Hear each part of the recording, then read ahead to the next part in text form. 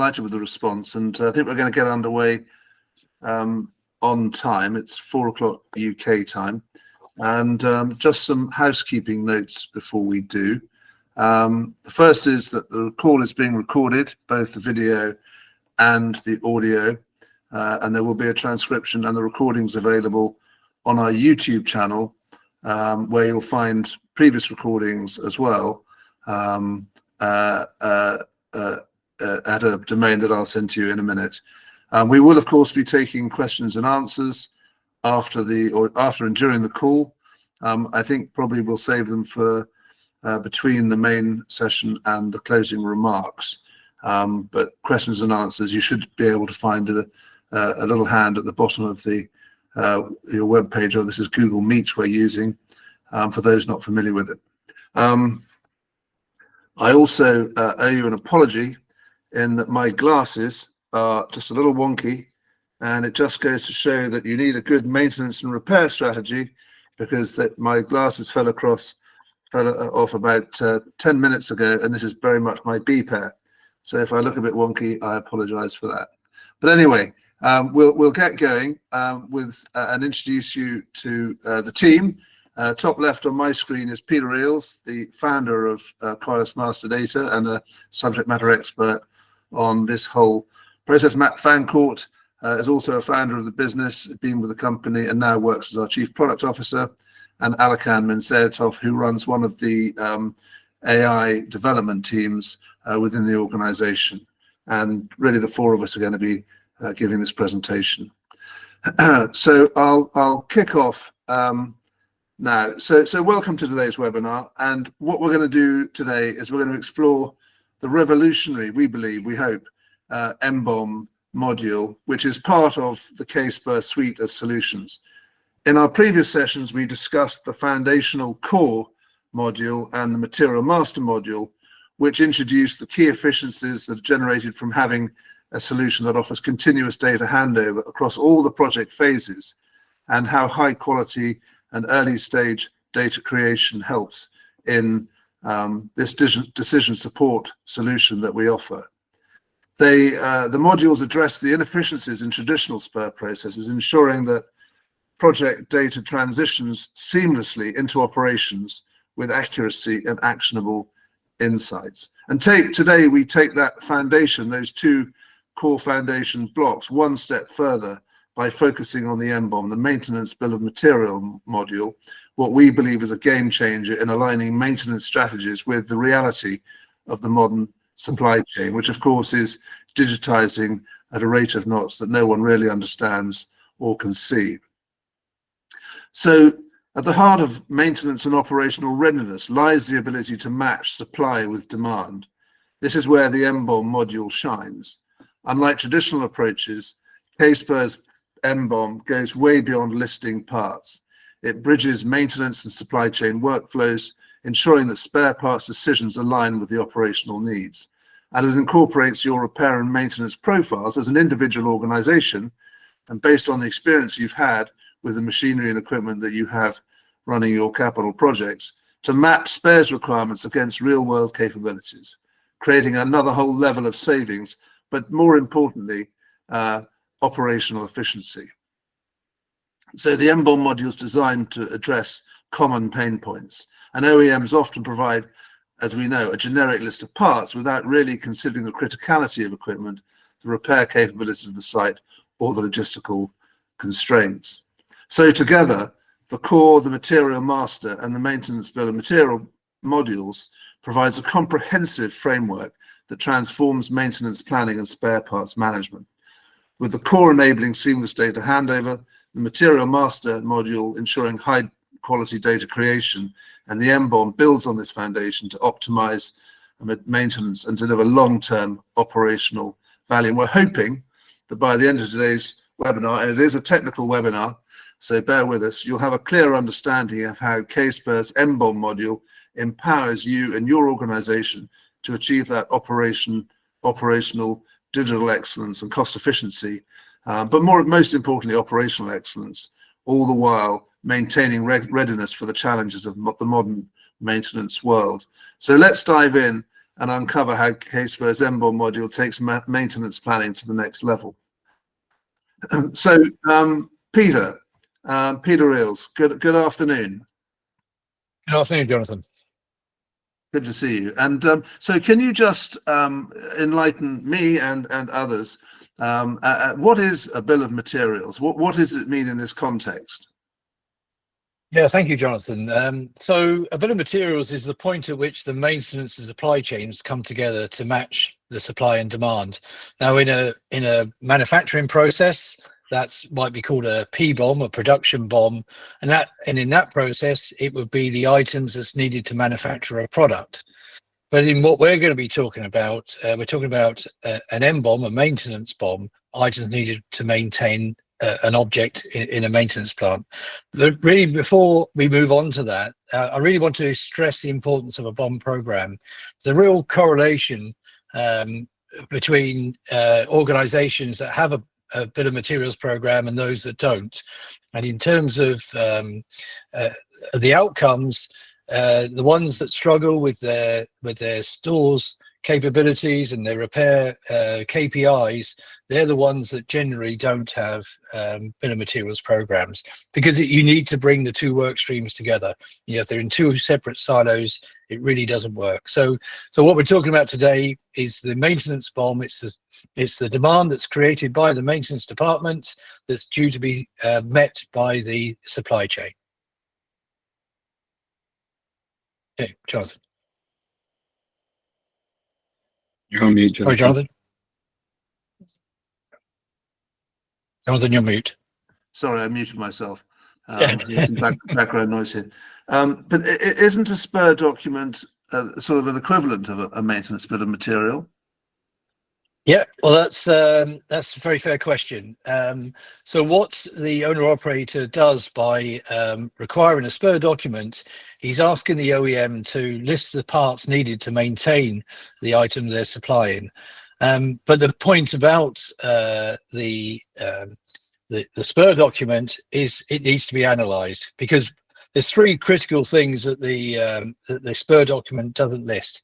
It doesn't know the criticality of the equipment, because each item can be put into a different location. It doesn't know the repair capability of the site, nor does it know the logistics capability of the site, and all those have a factor into the analysis of the spur document. Great. Okay. So how does the K-Spir M-BoM module deal with this? This sounds really complicated. Well, it is a complex process, and what we try to do is to simplify that process.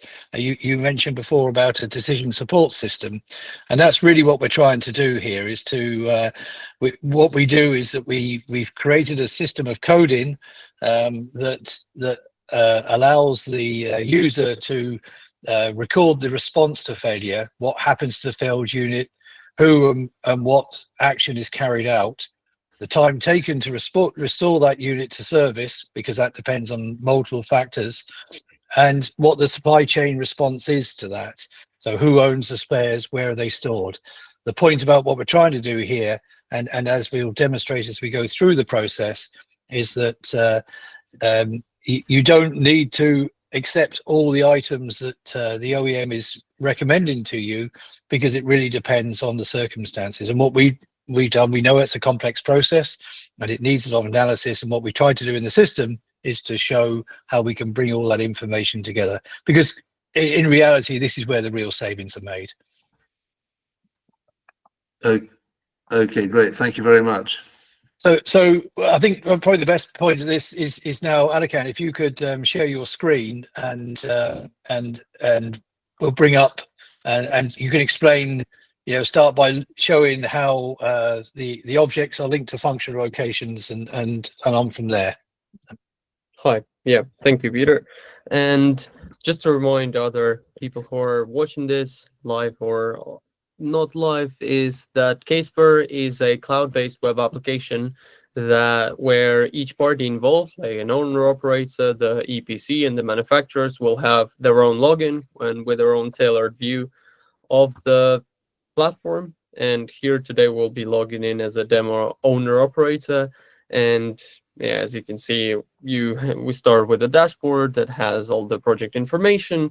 the project milestones, and we've covered in our previous webinars all of the functionality of the core module and as well as the material master and data governance modules. And today we will be focusing on the M-BoM module. And yeah, like Peter said, the first thing that you start off with is that after you've sent out your spir documents, you've created your tags, you also need to create your functional locations. There is a lot of variability in the industry between company to company in terms of what is a tag and like the differences between the terms tag, functional location, equipment. And in our particular case, we're describing a tag as a serialized unit of an equipment, and they are being linked to a separate record that is a functional location. And just like everything in our system, functional locations are controlled via specifications. So you would have your functional location specification, like let's have a look at this very basic, for the demo purposes, specification of a seawater pump.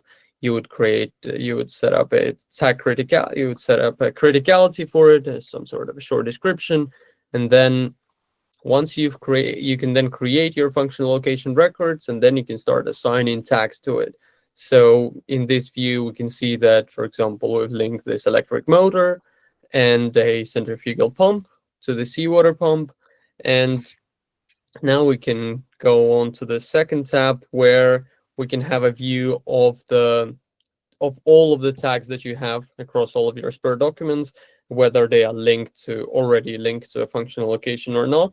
And they are assigned different criticalities based on their functional location. So for example, you can filter all of the highly critical tags, well, locations and the associated tags, and then you can start going through them and applying your maintenance strategy in implementing it directly here. So we are doing this by assigning critical failure repair code and return to service codes.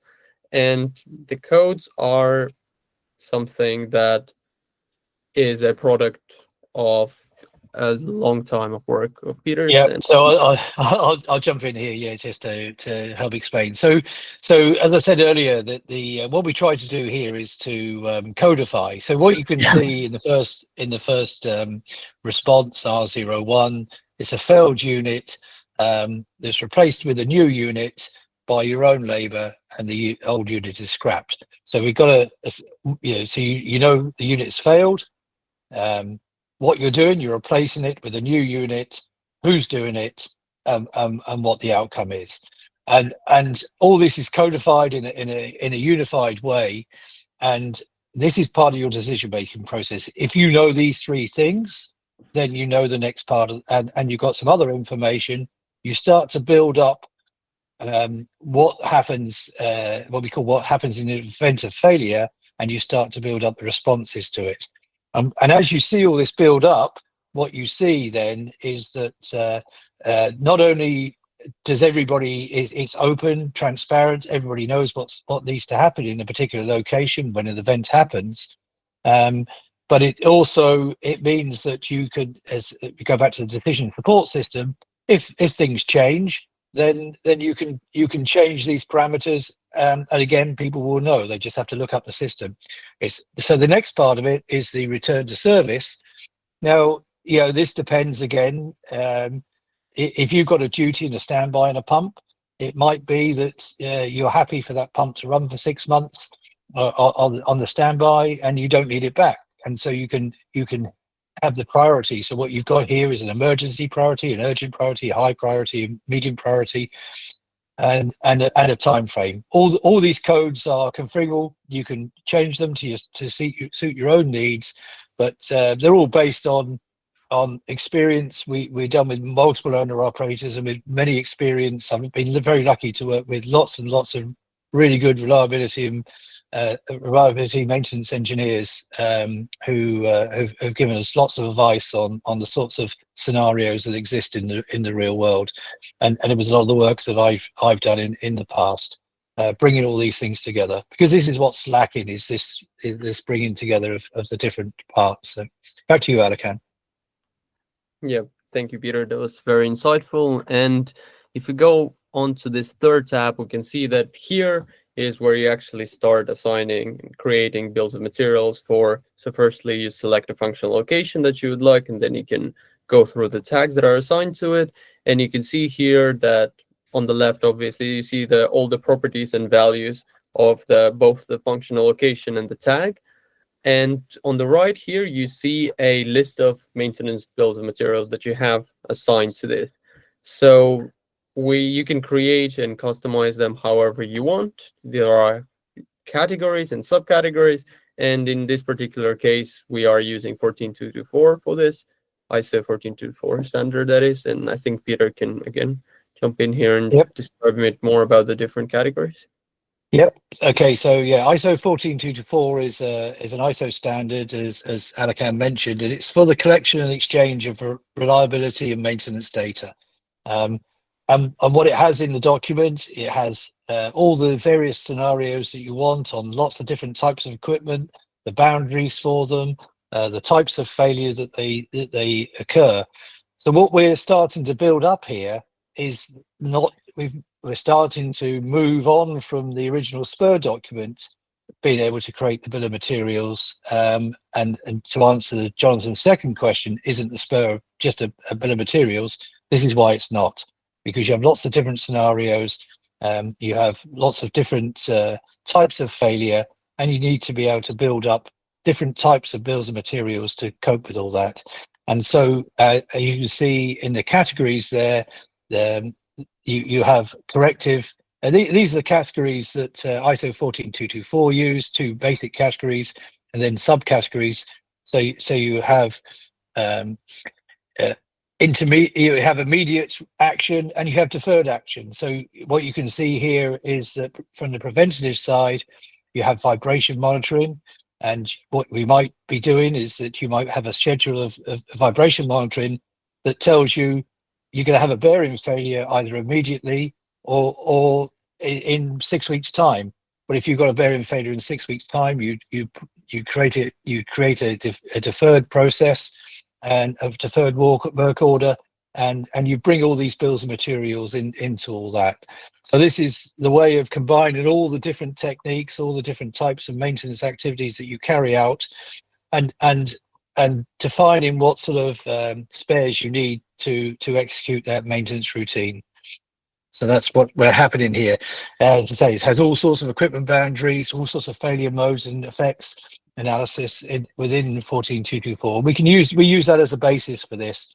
Clearly, not everybody uses that standard. There's lots of other maintenance standards that people want to use, or it has developed their own, and you can apply those equally as well into this system. Back to you, Alakan.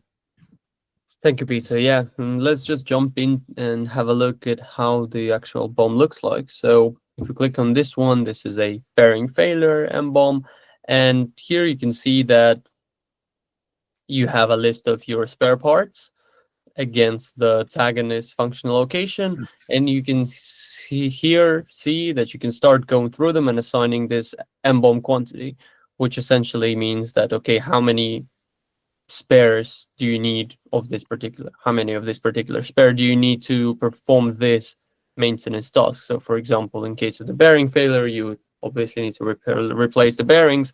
However, one key thing that manufacturers don't know that we allow you to see is that once you've assigned your critical failure repair code, so for example here we can see that we said that, okay, this failed unit is repaired offsite by specialist labor, and okay, that means that clearly we're not going to repair it on site, and we're not gonna do it ourselves, so there is no need to actually keep in stock any of these spares for this action. And this immediately solves us buying all of these. And one other thing to note is that if you have a data governance module, you can also have your material masters linked directly to your spare part. So for example, if you click on this one, you can actually see that this material master is linked, this spare part is linked to this material master. You can see that its current status is in sync.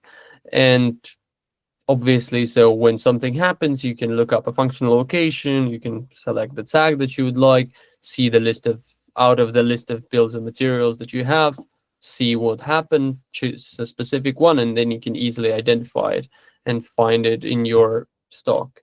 Another thing is that you can also see the original spare document that the spares are coming from. So if we click on this one, then you will be able to see the actual spur documents and all the spur lines. And for all of our new viewers, this is how a spur document looks like in KSpur. This is your familiar spreadsheet structure, but brought into the 21st century, so to speak.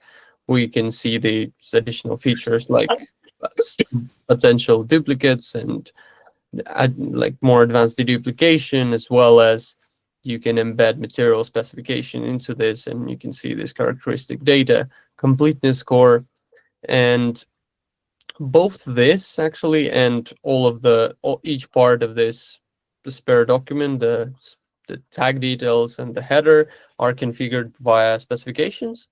So like I've shown you at the beginning, the functional location, you can also do the same for the spare part, for example, details, and you can configure all the properties that you need, the lists of values, the representations and units of measurement. And also important to know that everything here is a concept. So if you click on this one, you'll be able to see all the alternative terminology, the abbreviations, and very importantly, definitions, which allow everyone to know what everyone is talking about.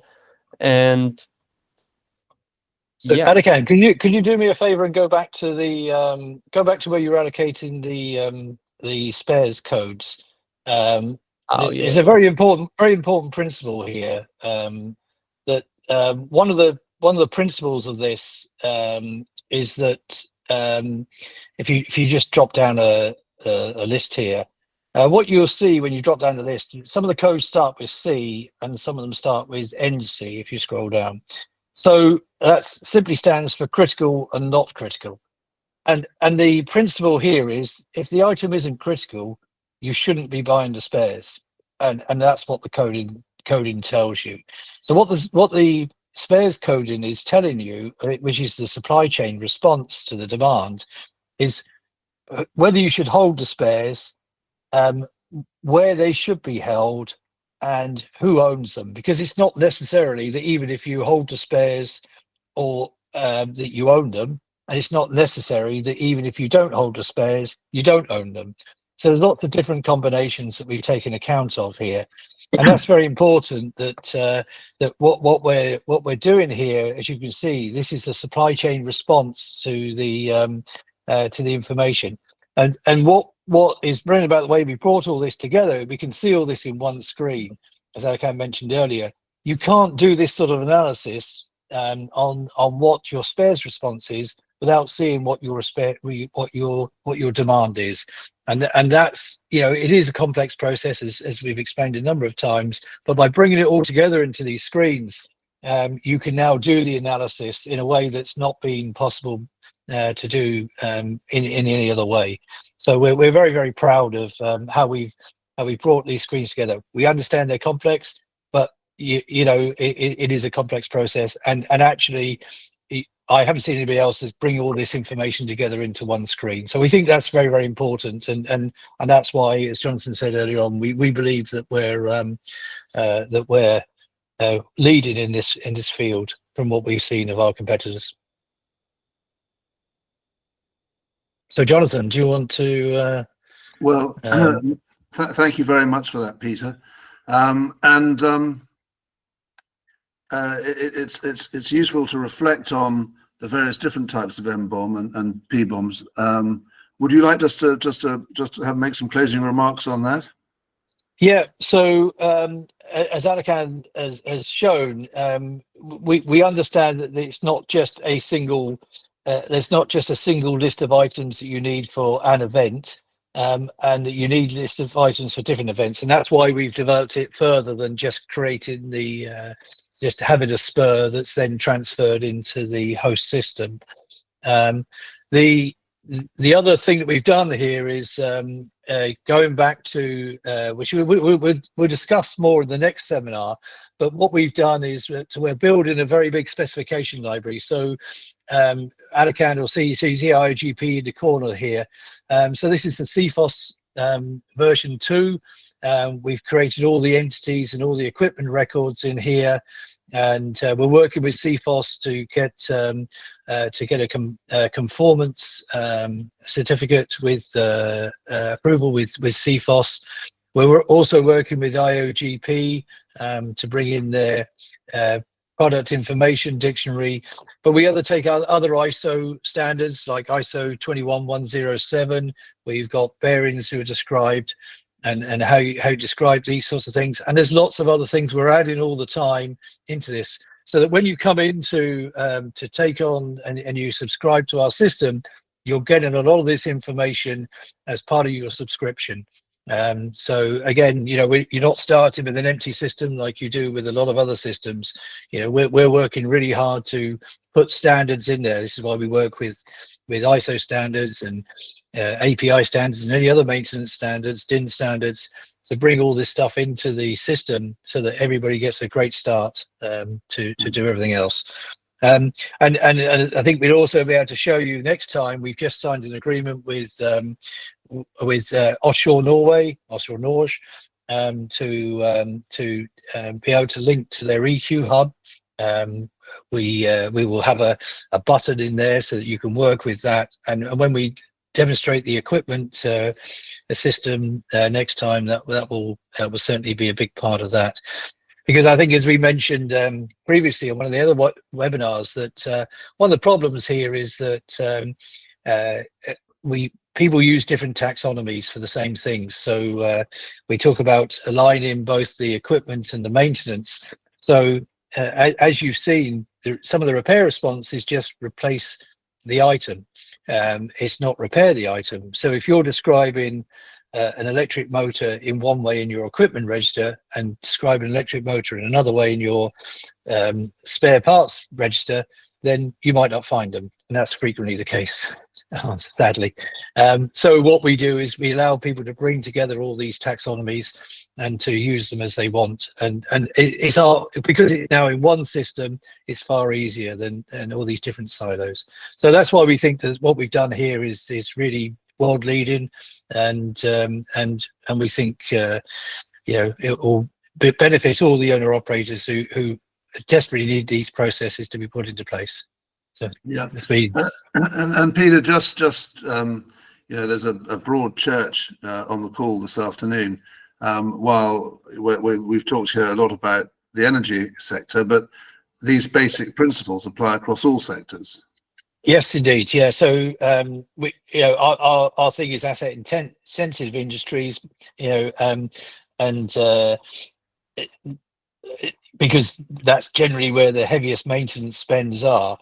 So we've concentrated on those. But actually, whether it's a pizza factory, they still have maintenance. And in fact, actually, from my experience, often the food industry, the FMCG, or the food part of the FMCG industry is quite traditionally very bad in terms of the BoM programs.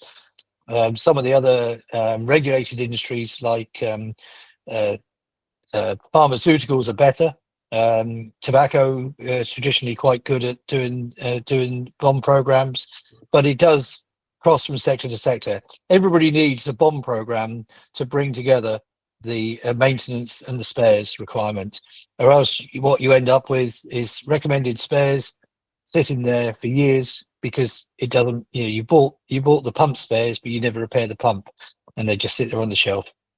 It's a common problem. Millions of pounds worth of spares sitting around in warehouses, never going to be used. That always amazes me, that particular one. No, great, all right, brilliant. Thanks, Peter. You've done a lot of talking, so thank you very much indeed. I'll just go into my into my closing remarks. If you can hear a dog barking, I apologise, it's not mine. But quite off-putting, isn't it? But I'm going to go into my closing remarks. If there are any questions, please feel free to ask them now. But if you don't have, then I realise it's an incredibly complex and there's been a lot of detail we've got into here. But please do feel free to get in touch with us. The normal channels, email, website, LinkedIn, any of those channels work, we'd be delighted to help and see how we can solve any problems or any queries that you may have. Certainly, after the first couple of webinars, we had a surge of interest, which is always very, very rewarding. But I mean, just to recap what we've done here, obviously, Alakan has shown us visually the screens, and gone back and looked at the core and the material master, and then the M-BoM applications. For me, this is really exciting, and you can see this sort of database of specifications building up around the core technology, whether it be the ISO standards, the CFOS standards, PIDEX, offshore Norge. There's a whole range that we're working on behind the scenes to make this a real one-stop shop, a real toolkit. And of course, this ability to map concepts from one standard to another so that you can actually communicate within your organization across those various silos is really powerful in driving efficiency. And of course, becoming more profitable is great, but actually it's the operational efficiency and it's the safety that comes from that. And it's interesting in talking to people, as I do out in the field, you hear of factories where they have massive stock, but they're actually incredibly inefficient. The really efficient factories and the operations are those that have relatively small stock levels. I mean, there's another whole can of worms about what you do if you've got too much. But what is happening is the beginning of a process, a sharpening of the razor, and particularly private equity-backed companies. Not particularly, but it's a particular focus recently. A number of conversations, fascinating conversations we've been having with people working with private equity companies who are really focused on the value that you can derive from this sort of technology. So thank you very much for joining us today. Are there any questions? Let me just double check because I'm having to look at a different screen. No. Thank you very much for joining us today. We hope you're as inspired as we are by the possibilities of K-SPIR's M-BoM module to transform the maintenance and operational strategies. Please stay connected with us, as I've said. There's a regular stream of insight and innovations that will drive, I hope, value in your projects and operations. And it just leaves me to thank the panel, Peter Eels, Alakan Mensayatov, Matt Fancourt, and to wish you all a very Merry Christmas. Thank you very much for joining us. Thank you all.